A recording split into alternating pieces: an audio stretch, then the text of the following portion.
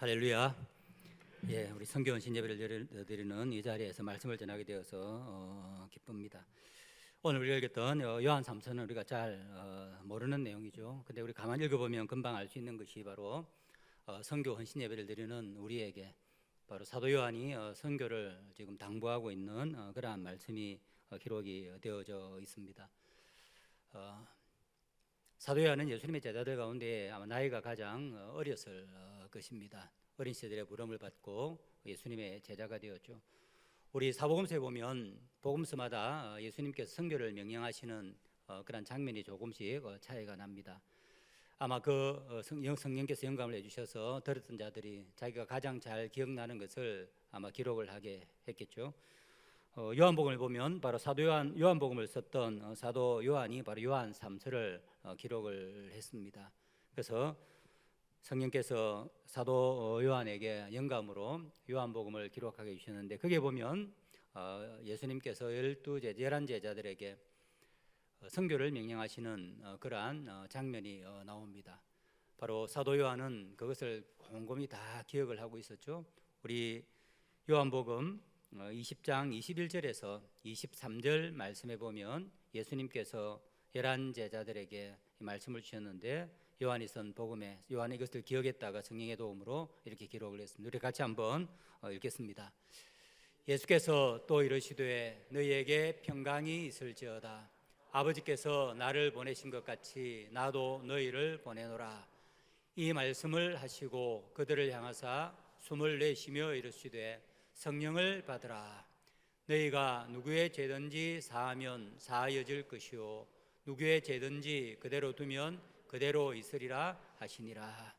부활하신 예수님은 내가 이 땅에 와서 십자가에서 죽고 부활한 것은 바로 하나님께서 나를 세상을 구원하시기 위해서 보내셨기 때문이다. 나는 순종하여서 왔다. 이제 구원사역을 완성하셨으니 이제 내가 너희들을 아버지께서 나를 보내신 것처럼 세상에 선교사로 복음을 전하러 보낸다라고 그렇게 말씀을 하셨습니다. 제자들을 파송하신 것이죠. 그런데 다른 복음서에 없는 말씀이 나오고 있습니다. 그게 뭐냐면 바로 그렇게 말씀하신 것과 같이 이 말씀을 하시고 선교하라. 아버지께서 나를 보내신 것처럼 나도 너희를 보낸다라고 말씀을 하시고 난 뒤에 그들을 향하여서 제자들 향하여서 숨을 후 내쉬면서 성령을 받으라라고 그렇게 말씀을 하셨습니다. 사도 요한이 이것을 다 기억을 한 것이죠. 좀 이상하죠. 그냥 성령을 받으라 하면 될 텐데 왜 숨을 내쉬면서 성령을 받으라라고 그렇게 말씀을 하셨을까? 이 성령을 받으라, 숨을 내쉰다는 것은 성경에 2번 나오고 있습니다. 우리 구약 성경에 2번 나오는데 하나는 창세기 2장 7절의 말씀입니다. 바로 하나님께서 흙으로 사람을 불어넣으시고 호흡을 불어넣어 주셨으니까 흙이 사람이 되어서 생명이 되어서 움직이게 되었다. 바로 거기에 나오는 똑같은 말씀입니다. 그리고 구약 성경에 보면 또 에스겔서 37장 9절에서 10절에 나와 있는데 에스겔 37장에 몇 번 나옵니다.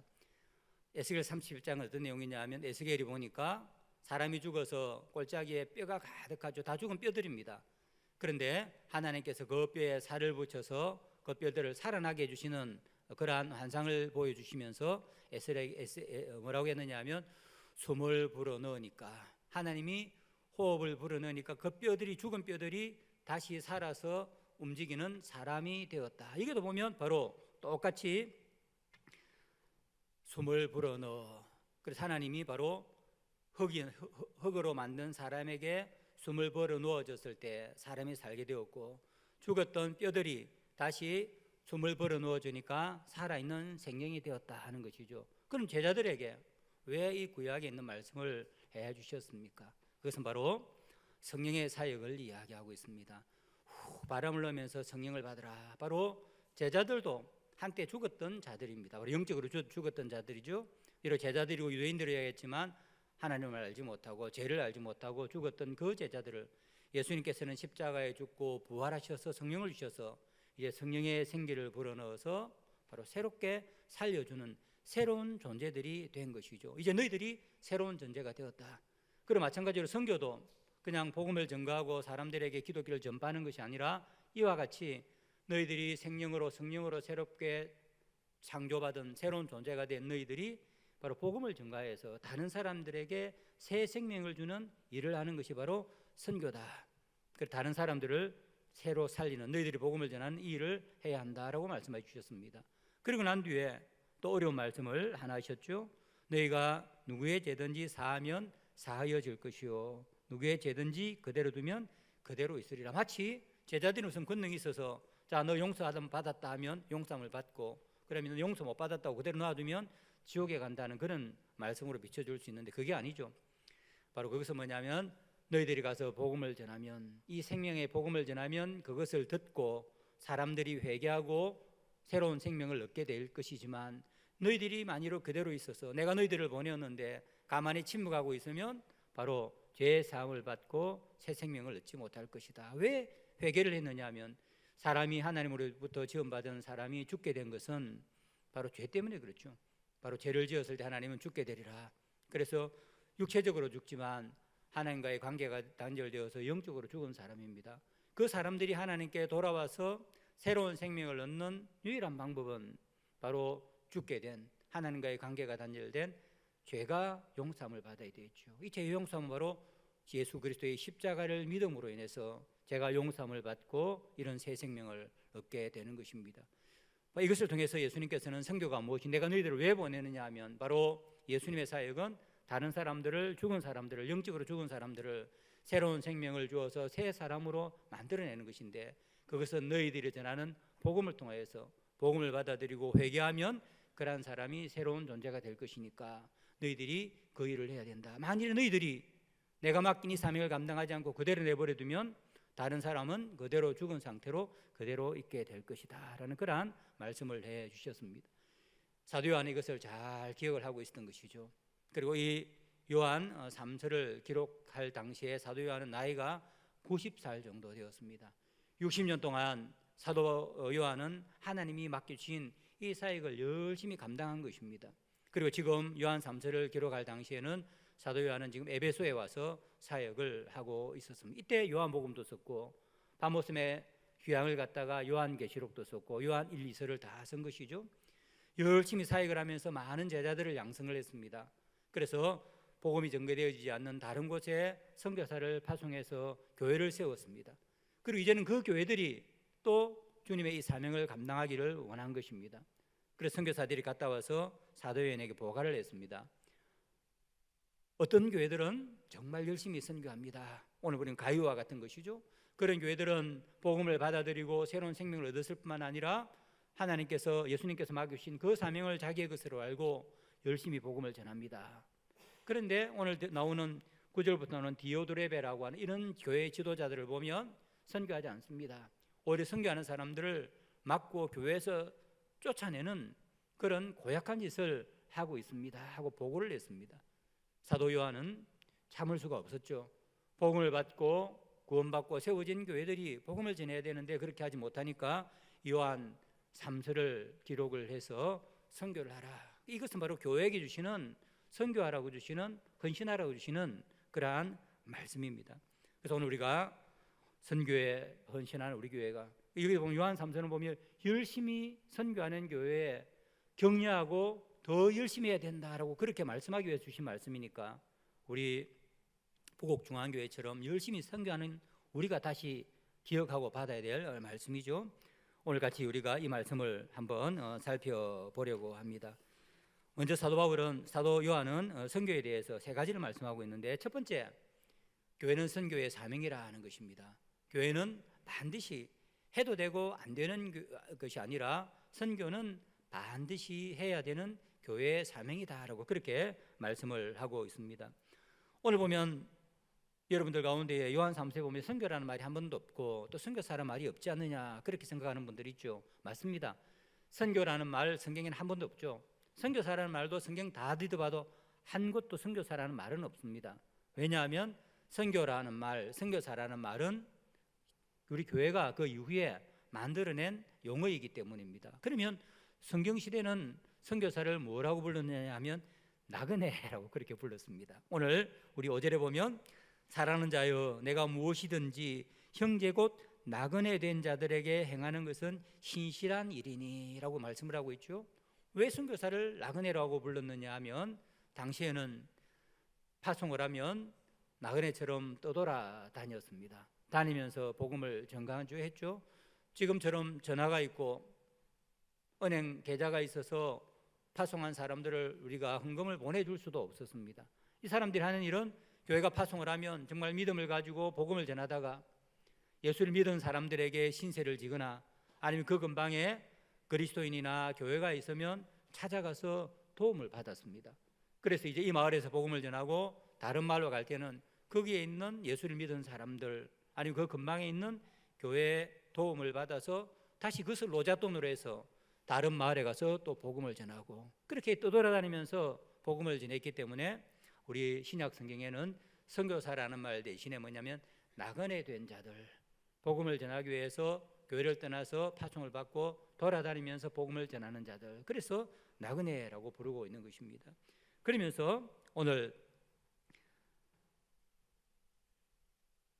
말씀을 하시기를 우리 8절에 보면 이렇게 말씀합니다. 그러므로 우리가 이 같은 자들, 바로 누굽니까? 나그네 된 선교사들이죠. 오늘 우리 말로 이야기하면 우리가 선교사들을 영접한다는 말이 뭡니까? 바로 선교사들을 후원하는 것이, 선교사들과 함께 일을 하는 것이 마땅하다라고 그렇게 말씀하고 있습니다. 마땅하다는 말은 뭡니까?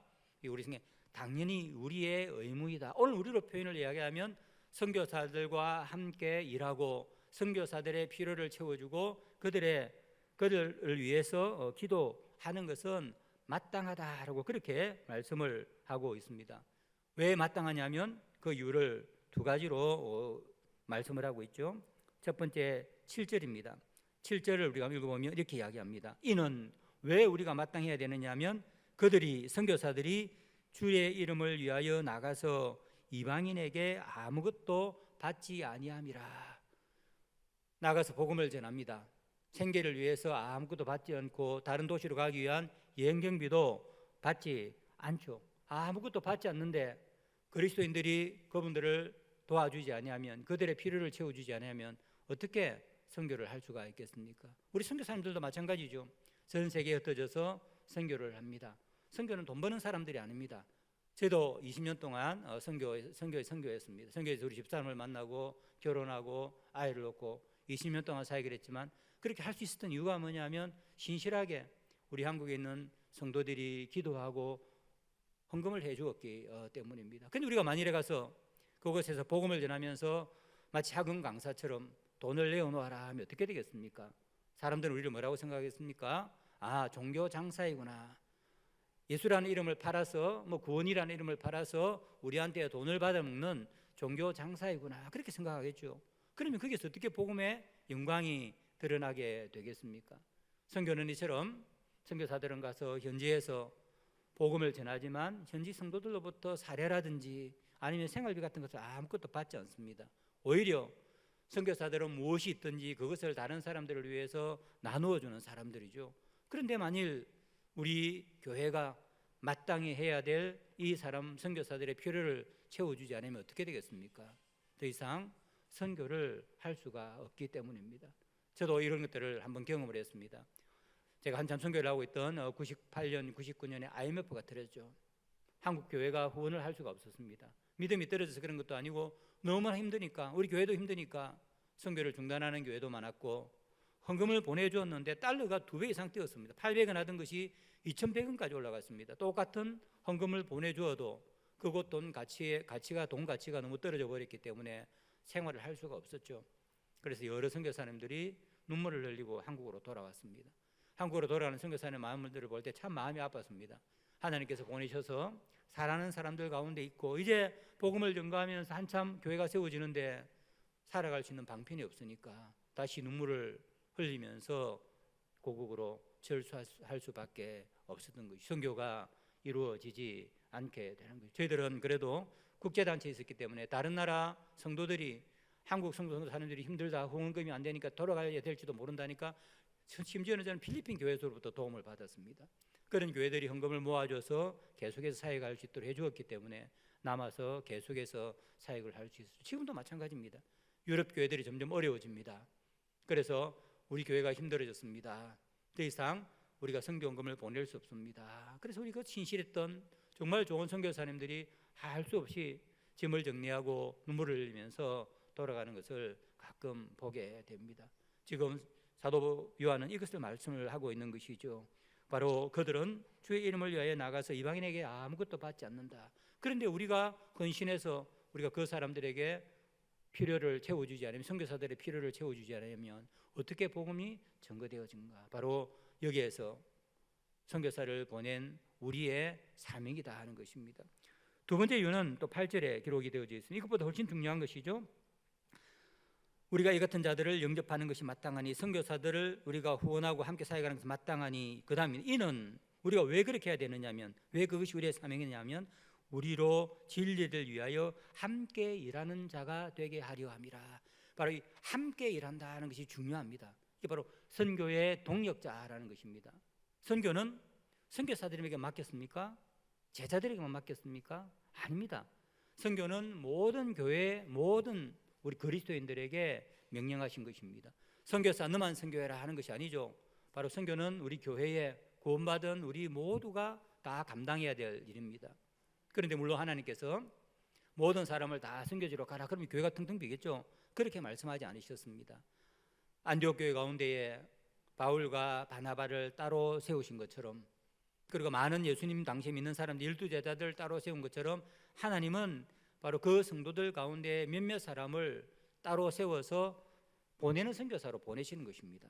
그럼 나머지 우리들은 아무 일도 없습니까? 아니죠. 여기 보면 우리가 함께 일하는, 진리를 위하여, 복음을 위하여 함께 일한다는 것은 뭐냐면, 우리는 보내는 선교사로서 우리의 사명을 감당해야 된다는 것입니다. 우리가 선교 이름을 갖다 붙이면 두 종류의 선교사밖에 없습니다. 하나는 우리가 보내어서 보냄받은 선교사가 있고, 우리는 이곳에서 보내는 선교사입니다.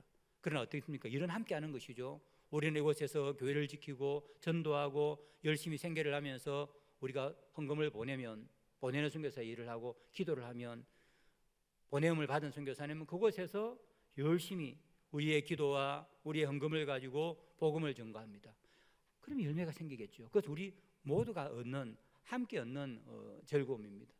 열매라고 할 수 있죠. 그래서 선교사님들이 보고를 할 때, 오늘도 우리 목사님 아침에 두 분 선교 기도에 기도 편지가 왔습니다. 제가 감동받았습니다. 다니면서 선교사님들이 기도 편지를 많이 보내지만 선교사님이 우리에게 기도 편지를 보내었습니다 하고 광고하는 것은 이 교회 처음 봤습니다. 대부분의 교회는 그냥 붙여놓다든가 관심도 없습니다. 그래서 뭐냐, 바로 여러분들에게 함께 기도해 주십시오, 그런 광고를 하면 우리가 살펴보고, 바로 우리의 일이기 때문에 보내는 선교사로서 우리가 그 일을 감당을 해야 하는 것이죠. 이것이 바로 우리가 마땅히 해야 될 일입니다. 그러므로 우리가 선교사님들이 가서 고난 가운데, 힘든 가운데 일을 하면, 그분들이 사역을 하면 우리는 보내는 선교사로서 우리의 일을 감당해야 하는 것이죠. 우리가 코로나를 지나면서 여러 선교사님들을 우리가 많이 잃었습니다. 한국 선교사님들 100명 이상이 생명을 잃었죠. 저하고 같이 선교사 하시던 한 분도 생명을 잃어서 너무 급작스럽게 돌아가시니까 시신도 양도하지 않았습니다. 우리가 코로나가 한참 심할 때는 그냥 돌아가시면 그 안에서 바로 화장해가지고 그냥 유골만 전달을 받았습니다. 얼마나 황망합니까? 선교사님 코로나 걸려서 갔는데 받은 것은 그분의 유골밖에 없었습니다. 제가 장례, 남편과 함께 장례배를 집진을 하게 되었는데 마음이 많이 아팠습니다. 바로 그런 희생을 치르면서 하죠. 이번 제가 선교사를 몇 번 만나면, 이제 코로나가 끝나고 나왔는데 코로나 기간 동안에도 선교지를 떠나지 않는 많은 선교사님들이 있었습니다. 위험하죠. 아무런 약도 제대로 없는 그러한 곳입니다. 물어보면 왜 나오지 않습니까? 한국에 와서 좀 위험을 피했다가 우리 가면 되지 않겠습니까? 하지 않죠. 왜냐하면 우리가 이곳에 보냄을 받았습니다. 현지인들은 코로나로 어려움을 당하고 있고 그렇게 하고 있는데, 우리가 만일에 떠나버리면 누가 복음을 전하고 이 사람들이 선교사를 어떻게 생각하겠습니까? 사꾼으로 생각하지 않겠습니까? 위험하면 도망가 버리는 사람으로 생각하지 않겠습니까?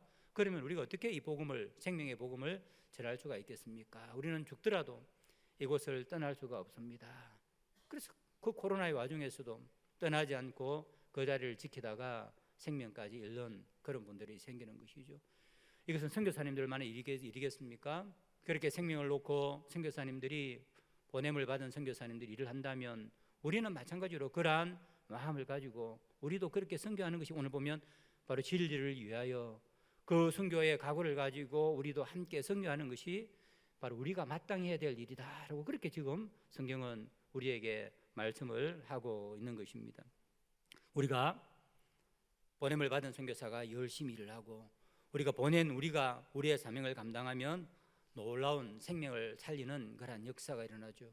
오늘 우리 선교부가 대전 선교본부를 갔다고 왔는데 여러분 보면 PCA 그때 그 교단 이름들을 OPC 이런 것들을 적어놨을 것입니다. 이건 다 뭐냐면 우리나라에 와서 희생하면서 복음을 전했던 선교사님들이 속해 있던 교단입니다. 그분들이 선교를 잘하고 난 뒤에 재산을 다 우리 교단에게 준 것입니다.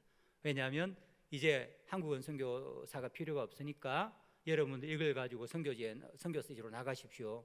우리와 함께 복음을 받은 교회가 이제는 복음을 들고 선교하는 교회가 되었으니까 우리와 함께 나란히 선교합시다. 우리한테 다 준 것입니다.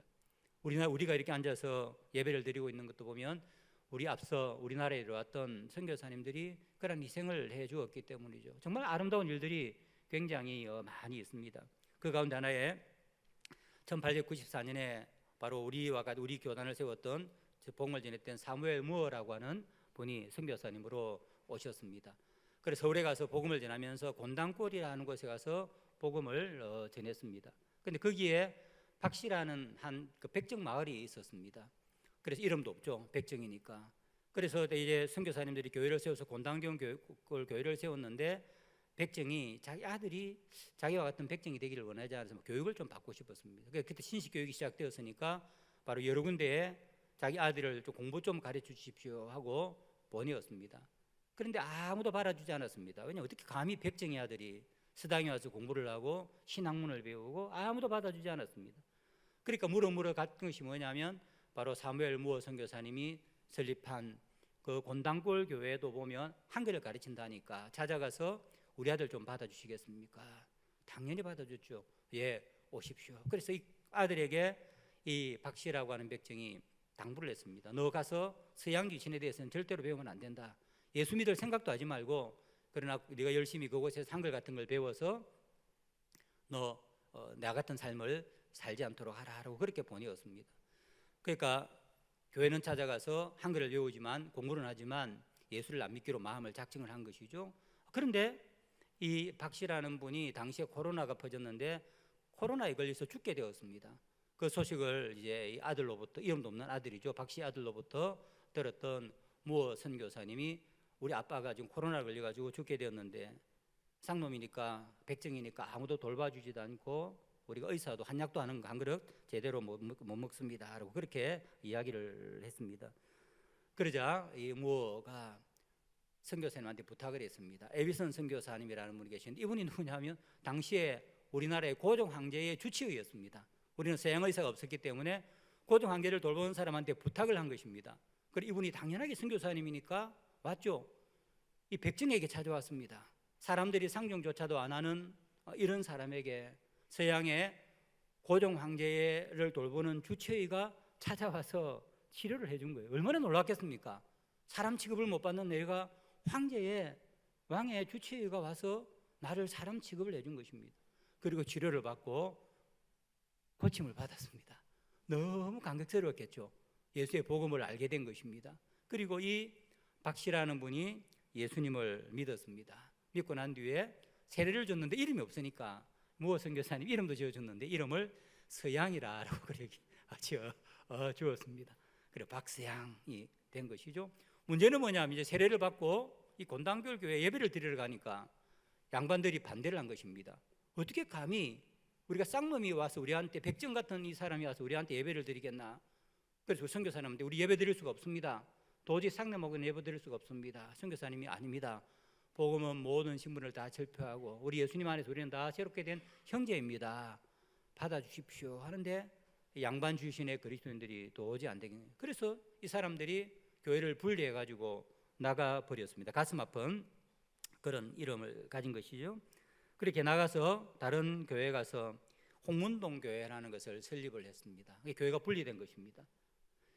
근데 이 무어 선교사님이 다시 용문동교회를 찾아가서 설득을 했습니다. 성경을 가르치고 그리스도 안에서는 우리가 다 형제 자매입니다. 그 권고를 받아들이고 이 나갔던 양반들이 눈물을 흘리고 회개를 냈습니다. 그리고 다시 돌아왔죠. 돌아와가지고 원래 있던 이 상놈이 있던 백정이 있던 이 곤당골 교회하고 합쳐서 새로운 이름을 만든 것이 우리 장로교회의 아주 오래된 성동교회라는 우리 고신의 역사에서도 중요한 성동교회라는 것을 설립을 했습니다.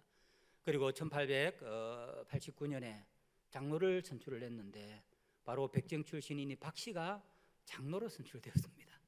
양반들이 변한 것이죠. 옛날 같으면 어림도 없습니다. 예배도 같이 안 드리겠다 해놓고 어떻게 양반들이 자기보다도 앞서 이 백정 출신의 상놈을 장로로 투표해서 세울 수가 있겠습니까? 바로 교회 안에서 이런 일이 생겨나게 된 것입니다. 복음이 사람들을 변화시켰고 복음으로 새 사람이 되어지면서 바로 모든 신분과 차별, 양반과 상놈 이런 것들이 없이 그리스도 안에서 한 교회가 된 것입니다. 그리고 난 뒤에 이 아들은 바로 박서양이라는 사람은 의학을 공부를 했습니다. 그래서 우리나라 최초의 서양 의사가 되었습니다. 그래서 우리나라 최초의 서양 의사가 되어서 가난한 사람들을 도왔죠. 그리고 난 뒤에 1910년에 우리가 나라를 잃자 박서양은 참을 수가 없었습니다. 그래 간도지방으로 피난을 갔습니다. 왜냐하면 그곳에서 나라를 구하기 위해서 나라를 되찾기 위한 그런 일을 해야 되겠다라고 생각을 한 것이죠. 그곳에 가서 숭신학교라고 하는 학교를 세웠습니다. 그리고 독립군들을 지원하고 나라의 독립을 위해서 일한 그런 사람이 되었습니다. 이런 이야기들은 우리나라에도 중요하죠. 2008년에 우리 정부가 바로 이 박서양을 대한민국 건국 포장을 수여를 했습니다. 바로 복음을 전가할 때 일어나는 것들 이런 것들입니다. 죽은 생명이 살아나고 양바 상놈이 자비리 철폐되고 영원히 이 땅에서는 희망이 없을 것 같은 이런 백정의 아들이 예수를 믿고 난 뒤에 의사가 되어지고 나라의 독립을 이야기하게 되어지고 바로 나라를 위해서 많은 사람들을 위해서 인재를 양성하는 그런 일을 하게 된 것이죠. 이것이 바로 교회가 선교 연신하고 그리고 선교사들이 선교지에 가서 바로 복음을 전할 때에 일어나는 그러한 역사입니다. 바로 그 결과 우리는 이렇게 지금 예배를 드리고 우리가 온 세계에 복음을 전하는 그러한 선교사를 파송하는 복된 그러한 교회가 된 것이죠. 이런 것들은 우리나라에만 있는 것이 아닙니다. 전 세계적으로 일어나죠. 제가 처음 선교를 가던 1992년에 선교지를 놓고 기도하고 있었습니다. 하나님 어디로 보내기를 원합니까? 그때 네팔에서 소식이 들려오기를 네팔로 오십시오. 그러면서 하신 이야기가 네팔에 400명 정도의 그리스도인들이 있습니다. 핍박이 심합니다. 그런 이야기를 들었습니다. 제가 네팔로 가진 않았지만 그게 아주 인상 깊게 들렸습니다. 3천만이나 되는 네팔이라고 하는 나라에 힌두교 나라에 예수 믿는 사람이 400명밖에 없고 왕이 다스리는데 핍박을 받고 있구나. 제가 선교사를 갔다 오고 난 뒤에 네팔 소식을 내가 깜짝 놀랐습니다. 지금은 네팔의 최소한 5%가 그리스도인입니다. 150만 이상의 그리스도인들이 불과 30년 만에 그런 일들이 생겨난 것이죠. 그것이 뭐냐면 바로 많은 선교사님들이 우리 교회가 파송한 선교사들이 그곳에 가서 복음을 전하고 우리 교회가 그분들이 사회에 갈 수 있도록 보내는 선교사로서 역할을 기도하면서 정성껏 다했기 때문에 그런 놀라운 복음의 역사가 일어나게 된 것입니다. 이슬람도 마찬가지입니다. 우리가 늘 이슬람권의 복음이 증거되기 힘들다, 무슬림들은 예수를 믿지 않는다 하지만 이제 그것도 지난 일이 되어버렸습니다. 복음을 전하니까 지난 20년 동안 약 2천만 이상의 무슬림들이 주님께 돌아왔습니다. 인도네시아 같은 경우에는 800만이나 되는 무슬림들이 예수님을 믿고 돌아왔습니다.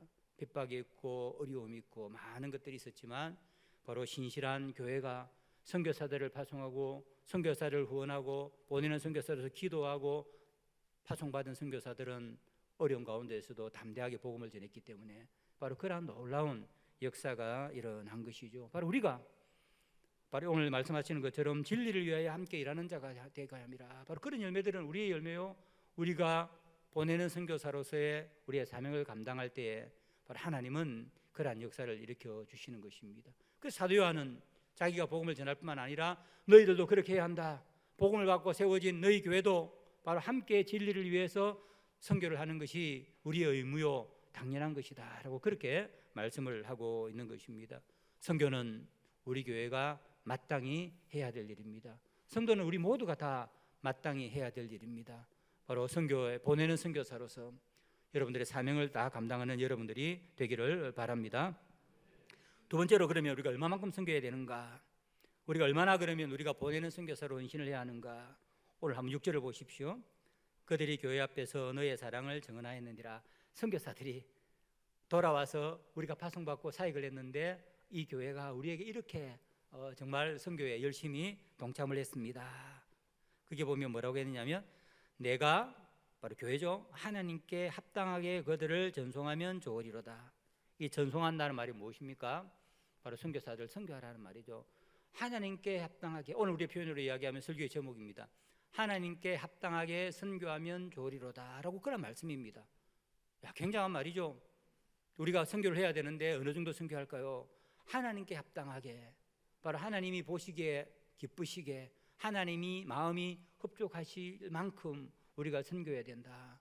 도대체 이건 얼마나 우리가 해야 하나님이 기뻐하실까?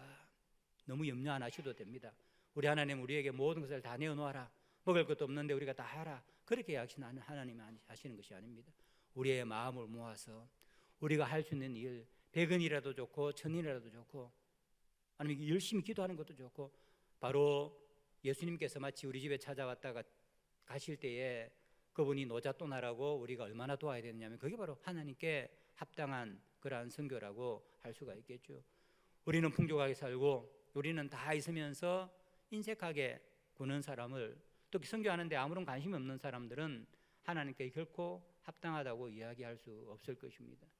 우리는 교회에서 우리가 헌금을 하고 교회가 선교를 하지만, 가능하면 우리 모두 다, 우리 아이들부터 시작해서 1000원도 좋고 5000원도 좋고, 바로 보내는 선교사로서 마치 선교사님이 가서 선교하는 것처럼 나도 마음을 모아서 하나님께 합당한, 하나님을 기쁘게 한 그런 영혼구원사에게 동참하겠습니다. 동참을 해야 되겠죠. 저는 거제도 고현교회에 다닙니다. 협동 목사로 있는데 선교를 열심히 하는 교회인데, 천안에서 고현까지 왔다 갔다 하면서 설교도 하고 또 성경 공부도 하는데, 우리 고현교회는 연말이 되면 모든 성도들이 다 성경금을 작정합니다. 저거는 중요하지 않습니다. 돈이 얼마냐는 것은 중요하지 않죠. 주일학교부터 시작해서 모든 사람들이 정성껏 합니다. 물론 그것만 가지고 성경이 부족합니다.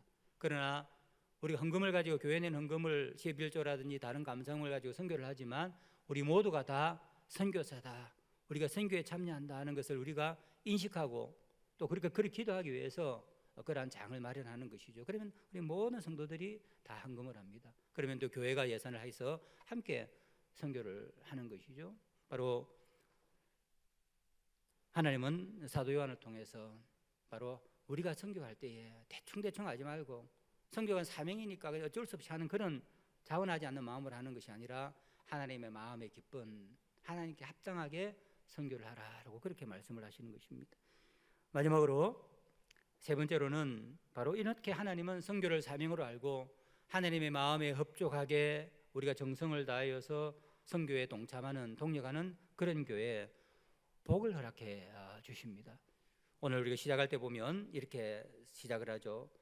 사랑하는 자여, 내 영혼이 잘됨과 같이 내가 범사에 잘되고 강건하기를 내가 간구하노라. 이렇게 하면서 계속해서 반복해서 기뻐한다. 선교 열심히 하는 교회를 기뻐하면서 사도 요한은 이 편지를 쓰면 서두에 바로 복을 빌고 있습니다. 축복하고 있는 것이죠. 우리가 잘 아는 대로 여기 보면 내 영혼이 잘됨과 같이 내가 범사에 잘되고 강건하기를 내가 간구하노라. 세 가지죠. 바로 풍성한 성령의 충만함을 받고, 범사에 잘된다는 말이 뭡니까? 생업이 풍성하고 왕성하게 되어지고, 그 다음에 강건한다면 육체적으로 건강하기를 원한다 하고 복을 내립니다. 우리가 가게나 가정에 보면 이 구절을 써서 붙여놓은 분들을 가끔 볼 수가 있죠. 그러나 이런 축복은 그냥 주어지는 것이 아닙니다. 바로 선교하는 교회에 바로 하나님께서 약속하고 있는 것이죠. 그러면 사도 요한이 이런 복음을 전하고 선교사에게 동참하고 있는 가이오와 그의 교회에 이런 축복을 한 것은 그냥 고마우니까, 너 선교 열심히 하고 있으니까 더 잘하라고 하는 인사치레로 내 영혼이 잘되고 범사에 잘되고 강건하기를 원한다고 그렇게 말씀하는 건 아닙니다.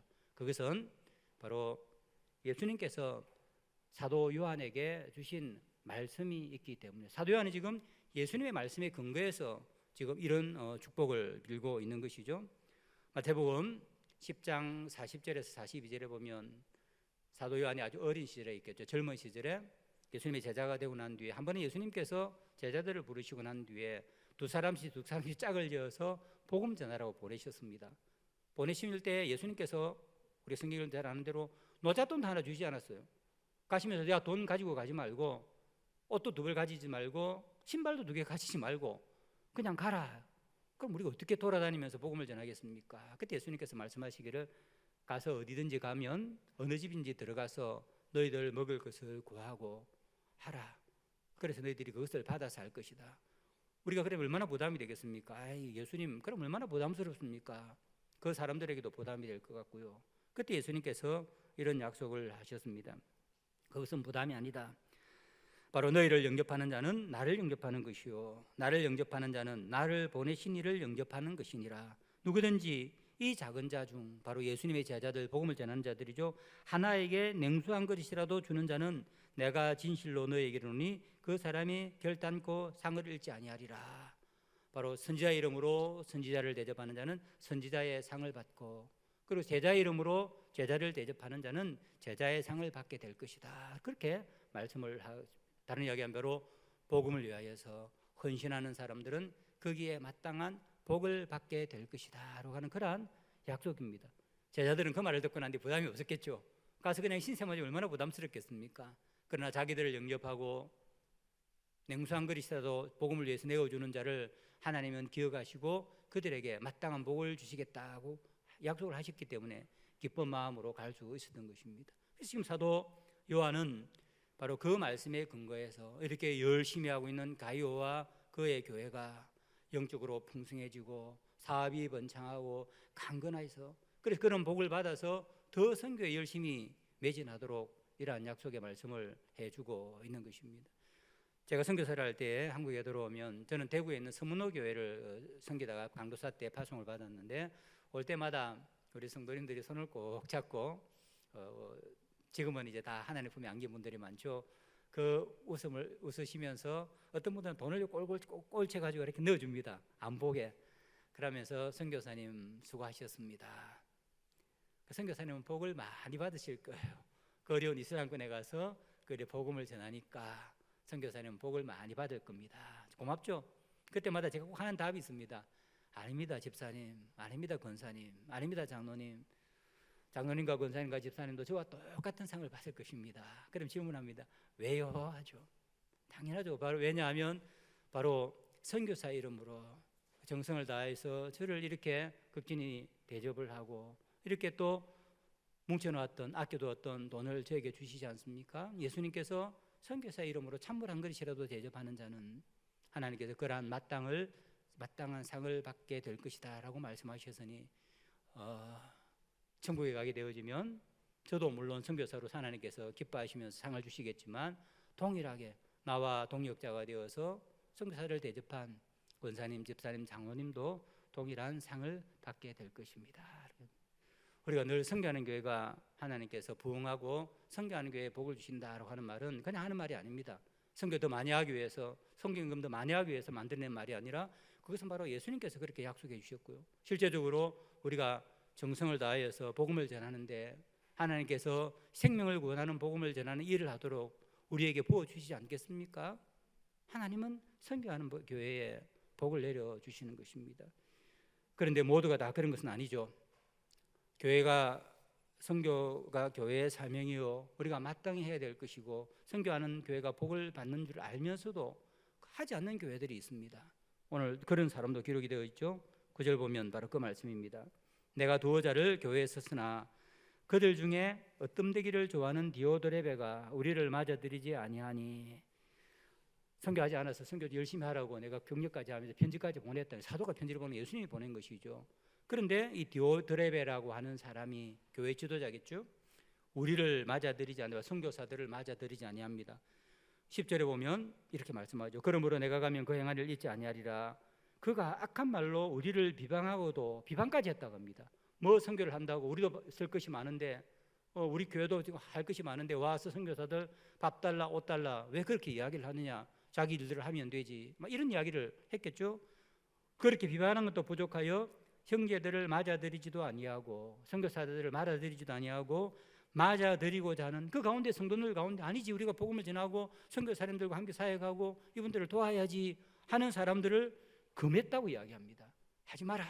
말이 안 되는 이야기죠. 심지어 그렇게 하는 자들을 교회에서 내쫓았다. 얼마나 악한 일을 하고 있습니까? 교회 안에 가이오와 같이 복음을 열심히 전하는 선교하는 자들이 있는가 하면 온갖 핑계를 만들어대면서 선교하지 않는 사람이 있다 하는 것이죠. 그러면서 이런 사람을 본받아서는 안 된다라고 말씀을 하고 있습니다. 이 사람을 가리켜서 뭐라고 이야기합니까? 9절에 보면 어떤되기 좋아하는 자기만 높아지는 것을 원하는 것입니다. 선교에서는 내가 높아지지 않는다. 우리 교회 자원이 빠져나가서 나한테는 아무런 도움이 되지 않는다. 그렇게 생각을 하는 것입니다. 이런 자들은 항상 자기를 자랑합니다. 우리 교회 이렇게 크게 지었고 우리는 이것을 많이 하고 우리 교회는 이것을 하고 그리고 근데 선교를 하자면 안 하겠다는 것이죠. 왜냐하면 내가 높아지는데 우리가 자랑하는데 아무런 도움이 되지 않기 때문입니다. 그래도 설마 선교하는 사람들을 교회에서 내쫓는 이런 사람 악한 사람이 있을까? 저는 이런 악한 사람도 만났습니다. 선교지에 있을 때 저는 서머나에 터키 있는 서머나라는 곳이 있었습니다. 이슬람 나라죠. 그런데 옛날에 한때 그곳은 영국의 식민지 외국 사람들에게 자유가 지어져서 영국에서 교회당을 예쁜 걸 몇 개 지어놨습니다. 도시 한가운데에 성공의 영국 영사관도 있고 아주 예쁜 교회가 있어서 우리 선교사님들이 기도를 많이 했습니다. 도시 한가운데 있으니까 우리가 그곳을 우리가 개방을 해서 예배를 드리지 않을 때 우리가 복음을 전하며 오고 가는 사람들 들어올 때 성경을 나눠주고 전도를 얼마나 좋을까. 그리고 그 옆에 보면 꽤 큰 홀이 있습니다. 우리 지금 본당이 한 3분의 2 정도 되는 큰 홀이 있으니까 토요일마다 청년들을 그쪽으로 우리 초청을 해서 복음을 전하면 얼마나 좋을까. 기도하다가 교회에 우리가 신청을 했는데 허락을 해 주었어요. 그래서 우리가 그곳에서 정말 복음을 즐겁게 전했습니다. 토요일마다 청년들 수십 명이 무슬림 청년들이 와서 복음을 듣고 교제하고 그 가운데 지금 예수 믿고 장로된 사람도 있습니다. 의사가 몇 년 전에 제가 만났는데 그런데 그 목사님이 가셨습니다. 영어로 예배드리는 영국 사람들이 예배를 드리고 그리고 이제 영국 성공회는 새롭게 임명을 해서 파송을 또 받아옵니다. 그래서 새로운 이제 목사님이 오셨습니다. 영국 성공회. 우리는 당연하게 그분도 우리와 함께 그 장소를 사용하도록 하고 복음을 전하는 일에 힘을 쏟으실 것이다 하고 기대를 했습니다. 그런데 그분이 오시고 난 뒤에 둘째 주일 날 예배 시간에 광고를 했습니다. 앞으로는 우리 교회 평일날 문 안 열겠습니다. 전도 안 하겠습니다. 깜짝 놀랐습니다. 그리고 옆에 저 방홀 그곳은 토요일마다 앞으로는 모여서 모임 장소로 허락하지 않겠습니다.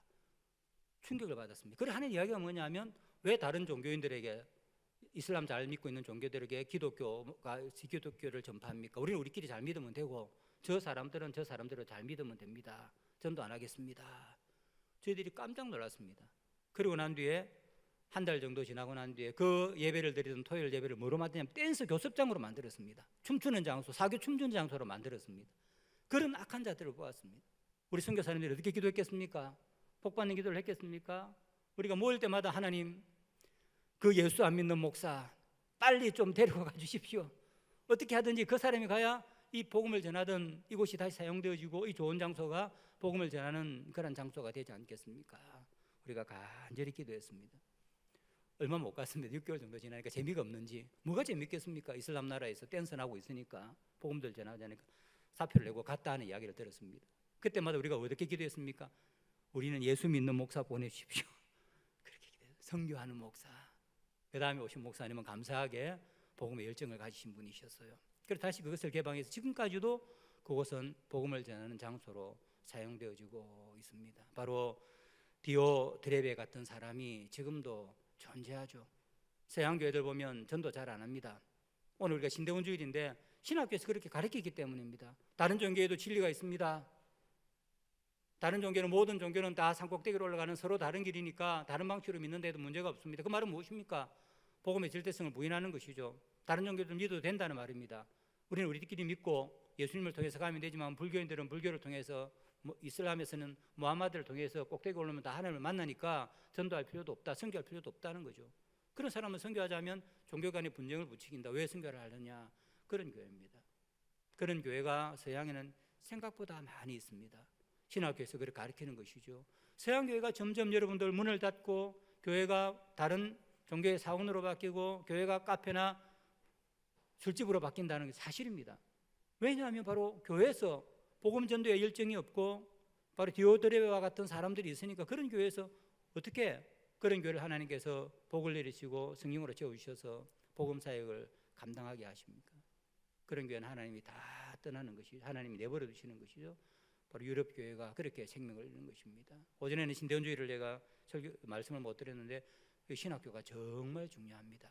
여러분 신학교에 우리 교수님들이 참된 하나님의 말씀을 정열적으로 가르치고 우리 신학교에서 정말 바른 목사님들이 양육이 되고 양육을 받아가지고 교회를 살리고 복음을 진실하게 전하는 그러한 사람들이 생기게 해주십시오. 그리고 우리도 선교사를 양성하여서 땅끝까지 복음을 전하는 그러한 우리 교회가 되게 해주십시오 라고 우리가 기도해야 되는 것입니다.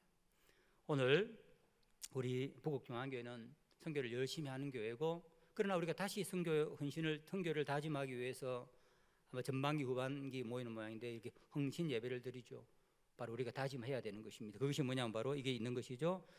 사랑하는 자여 악한 것을 본받지 마라. 너희들은 선교를 열심히 하지만 선교 안 하고 자기 자랑만 하는 이런 악한 교회를 본받지 말고 선한 것을 본받으라. 우리보다도 더 선교 열심히 하고 더 봉사하는 그러한 교회들을 본받아서 우리가 더 선한 열심을 해야 된다. 바로 헌신을 다짐해야 된다라고 그렇게 지금 당부를 하고 있는 것입니다. 이제 말씀을 맺겠습니다. 하나님은 세상을 구원하시기 위해서 우리 죄로 죽은 인간들을 새롭게 재창조하셔서 새 생명을 주시기 위해서 이 땅에 오셔서 십자가에 죽고 부활하셨습니다. 그리고 그 예수님은 예수 믿는 자들에게 성령을 불어넣으셔서 새로운 존재가 되게 하셨습니다. 제자들만 새로운 피조물이 된 것이 아니라 우리 모두가 다 새로운 피조물이 된 것이죠. 그럼 우리에게 아버지께서 나를 보내니 나도 너희를 보낸다.